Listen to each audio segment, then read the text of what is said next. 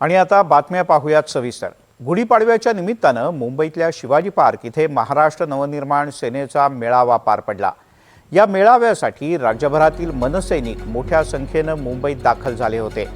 मनसे प्रमुख राज ठाकरे यांनी शिवाजी पार्कवरच्या सभेतून मनसैनिकांना मार्गदर्शन केलं। राज ठाकरे यांनी आपल्या भाषणातून मनसेच्या राजकीय भविष्याबद्दल वक्तव्य केलं। सत्ता मिळवणारच हा माझा आत्मविश्वास असल्याचा दावा राज ठाकरेंनी केलाय। सोबतच केंद्र आणि राज्य सरकारच्या काही भूमिकांवर त्यांनी जोरदार निशाणा साधला। अमेरिका आणि इराण युद्धात भारतानं तटस्थ भूमिका घेतली, यावर आपण इराणला साथ द्यायला हवी होती असं राज ठाकरे यांनी म्हटलंय। भारत इराणच्या मागे उभा राहिला नाही याचा भविष्यात त्रास होणार असेही राज ठाकरे म्हणाले।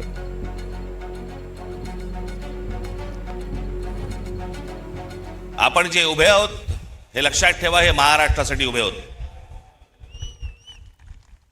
आणि मी जे बोलतोय तुम्हाला आता हे तुमच्या टाळ्यांसाठी बोलत नाहीये। मी जो तुम्हाला शब्द दिलाय या महाराष्ट्राचं गतवैभव प्राप्त करण्यासाठी, म्हणून आपल्याला जी सत्ता घ्यायची ती सत्ता भविष्यामध्ये आपण हातामध्ये घेणार म्हणजे घेणार, हे मी फक्त तुमच्या टाळ्यांसाठी सांगत नाही। तो माझा आत्मविश्वास आहे।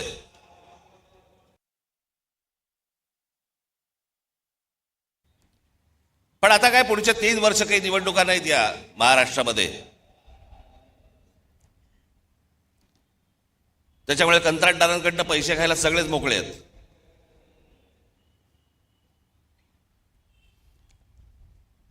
आज देशातही एक धाकधूक सुरू आहे, भीषण परिस्थिती आहे, गॅस मिळत नाहीयेत। नेहमी नॉर्मलला असणारी लोक सध्या गॅसवर आहेत।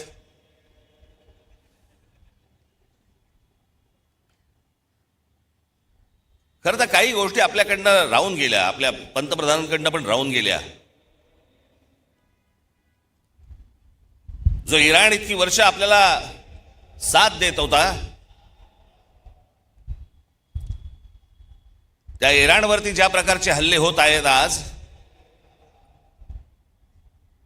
आपण इराणला साथ द्यायला पाहिजे होती।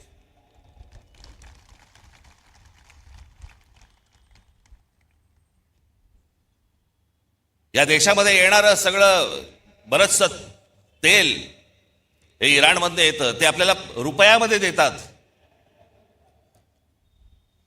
देत आले, पुढचं मला माहित नाही। पण खामेनी गेल्यानंतर देखील आपल्या देशाच्या पंतप्रधानांनी कुठचंही निषेधाचं एक स्टेटमेंटही काढलं नाही, हल्ल्यावरती कुठचं स्टेटमेंट काढलं नाही।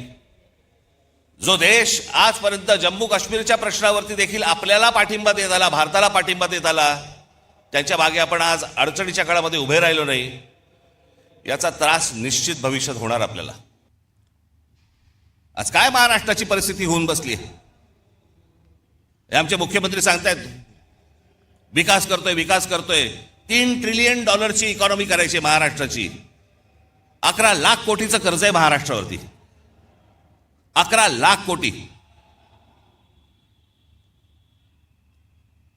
पृथ्वीराज चव्हाण ज्यावेळेला मुख्यमंत्री होते त्यावेळेला 2 लाख कोटीचं कर्ज होतं।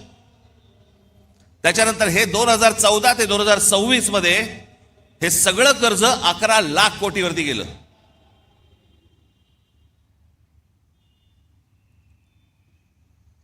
शहरांची अवस्था बघा,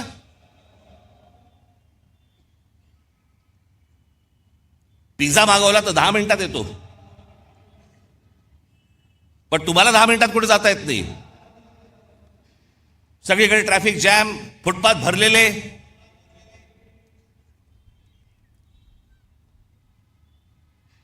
काय आयुष्य नावाची काय गोष्ट असते की नाही एखाद्याच्या, तुमच्या मनात येते की नाही की माझं काय आयुष्य आहे। नोव्हेंबर डिसेंबर या महिन्यातल्या 36 दिवसांमध्ये, गेल्या आता नोव्हेंबर डिसेंबरच्या या 36 दिवसांमध्ये केवळ मुंबईमध्ये 82 मुलं बेपत्ता झाली। जानेवारी ते नोव्हेंबर 2025 या कालावधीत महाराष्ट्रातील नवी मुंबई शहरात तब्बल 499 मुलांच्या अपहरणाच्या घटना नोंदवण्यात आल्या। त्यातली 41 मुले अद्याप बेपत्ता आहेत. 458 पोलिसांनी, आमचे पोलीस, मुंबईचे पोलीस, महाराष्ट्राचे पोलीस हे सक्षम आहेत. म्हणून त्या आई वडिलांना त्यांची मुलं मिळाली. एनसीआरबीच्या आकडेवारीनुसार महाराष्ट्रात दरवर्षी, हे मी तुम्हाला विधानसभेतलं सांगतोय आकडे, विधानसभेमध्ये आत्ता मुख्यमंत्र्यांनी त्यांच्या भाषणामध्ये सांगितलेले आकडे सांगतोय तुम्हाला. एनसीआरबीच्या आकडेवारीनुसार महाराष्ट्रात दरवर्षी साधारण 4,500 ते 5,500 मुले बेपत्ता होतात. काय होत असेल त्यांच्या आई वडिलांना? 4,500 ते 5,500 मुलं बेपत्ता होता. हा महाराष्ट्र, असा होता महाराष्ट्र. शरद पवार, आज अनेक गोष्टी त्यांच्या नावावरती आहेत, अनेक मतभेद असतील, पण ज्या योग्य गोष्टी आहेत त्या मला असं वाटतं योग्य असल्याच पाहिजेत. आज आपण रस्त्यावरची फळं पाहतो ना, जे कधी पाहत नव्हतं पूर्वी, आता आपल्या लक्षात पण येणार नाही की हे कधी सुरू झालं.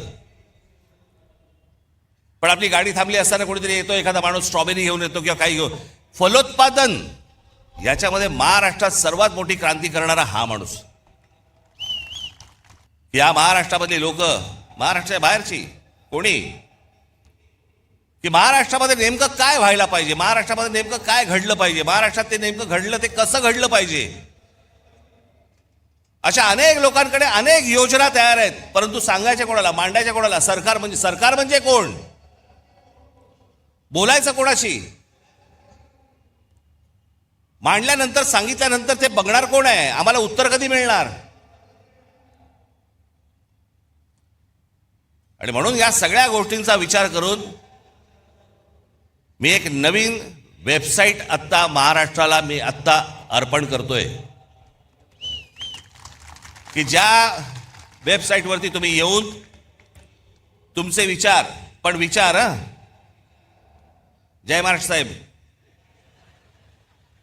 चालणार नाही साहेब, भावी मुख्यमंत्री तुम्हीच, डिलीट, असल्या कुठच्याही गोष्टींना त्या याच्यावरती स्थान नाही. नवा विचार करा. या मोबाईलच्या जोखडातनं बाहेर या, या करमणुकीच्या गटारगंगेतनं बाहेर या. हा तुम्हा आम्हालाच महाराष्ट्र उभा करावा लागेल, हा तुम्हा आम्हालाच महाराष्ट्र वाचवावा लागेल, आणि याच्यासाठीचं म्हणून हे पहिलं पाऊल आहे. म्हणून आज तुमच्या समोर महाराष्ट्र नेक्स्ट